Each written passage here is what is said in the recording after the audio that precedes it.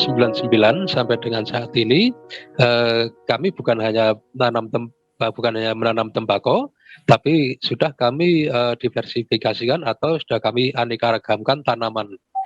Dalam satu hamparan, dalam satu lahan, itu kami mewajibkan minimal ada 4 komoditas yang bisa dipanen dalam 1 tahun.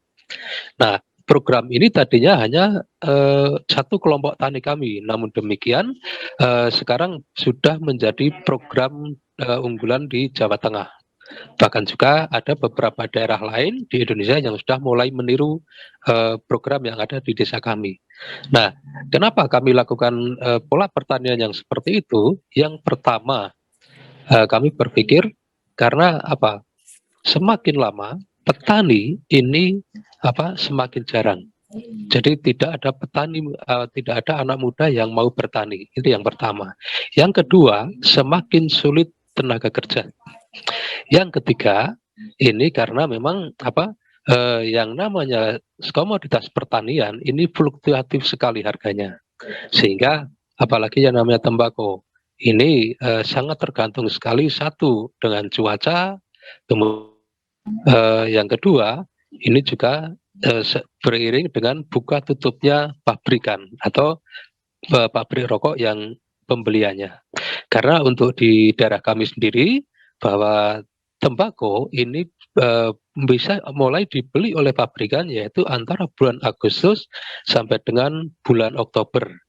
Jadi jangka waktu 3 bulan ini petani sudah harus memanen semua hasil tanaman tembakonya. Karena kalau misalkan panen sebelum bulan Agustus atau panen setelah bulan Oktober, itu jelas tembakonya sudah tidak laku. Ini sehingga ini kenaikan cukai atau juga pembatasan tembakau ini memang juga walaupun kita tidak begitu berpengaruh bagi kami, namun juga masyarakat sekitar di luar desa kami juga tentunya sangat berpengaruh. Kenapa? Karena juga mereka menganggap bahwa dengan adanya aturan tersebut, kenaikan cukai ataupun juga yang lainnya ini, maka jelas akan merugikan bagi petani gitu. Namun demikian tidak bagi kami karena hasil tembakau dari kami ini sebagai hasil tabungan. Karena sudah ada hasil lainnya selain daripada tembakau itu tadi. Petani swadaya, kata kesejahteraan itu hanya sekedar mimpi. Kenapa saya hanya katakan mimpi? Yang pertama, regulasi yang jelas dari pemerintah itu tidak ada. Regulasi yang kita masuk di sini adalah pertama, pemerintah sebenarnya harus mengeluarkan regulasi untuk pendistribusian pupuk ataupun obat-obatan untuk para petani tembakau swadaya. Ini kita harus melalui jalur pertama yaitu kelompok tani. Di kelompok tani itu kita sudah diberikan porsi, ada beberapa kilo, ada beberapa kuintal yang bisa kita ambil.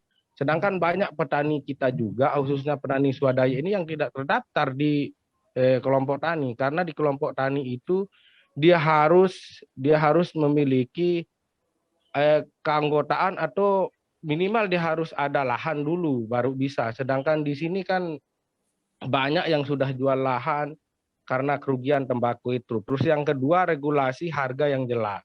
Terkadang di sini pemerintah seperti yang disampaikan sama Bu Dewan tadi, pemerintah dalam hal ini tidak ada tindakan yang tegas atau tindakan yang nyata untuk memperjuangkan hak-hak petani.